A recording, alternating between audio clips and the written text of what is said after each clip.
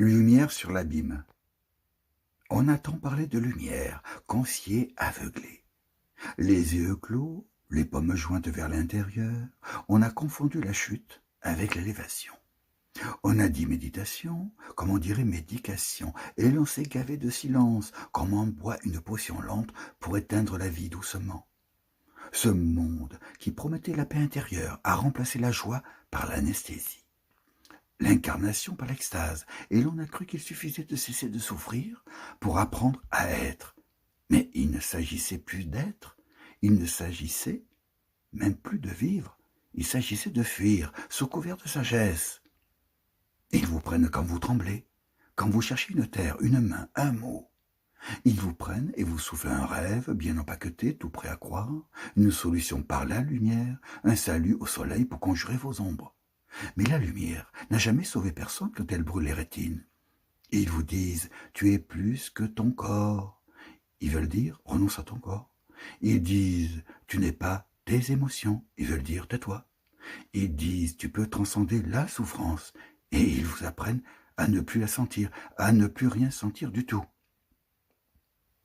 Là où la philosophie se penche sur la faille pour en faire une source, là où Nietzsche disait « il faut du chaos en soi pour accoucher d'une étoile dansante ». Eux réclament l'alignement, la purification, l'abolition du désir. Ils désactivent l'incendie, mais la vie est faite d'incendie. Et je dis que m'importe la paix si elle me fait oublier la mer. Je veux encore être traversé. Je veux encore être ravagé par ce qui m'émeut. Je ne veux pas d'un vide parfait, d'une sérénité qui ressemble à la mort. Je veux le cri, la chair, les battements trop rapides du cœur, quand on aime. Je veux la nuit qui cogne et l'aurore qui recommence. Mais toi, tu n'as pas su. Tu avais mal et tu as cru qu'on pouvait en guérir en s'absentant. Tu as pris refuge dans les mots, aux syllabes longues comme des mantras, et tu t'es peu à peu détaché de tout. Ce n'était pas un détachement d'éveil, mais un arrachement, un vol de l'âme par trop de silence. Tu méditais, comme on se prépare à mourir. Tu répétais des noms de Dieu, sans rire. Tu observais les pensées passer comme des nuages, mais tu ne les vivais plus. Tu as quitté la douleur, oui, mais tu as quitté la joie aussi. Tu as quitté le monde.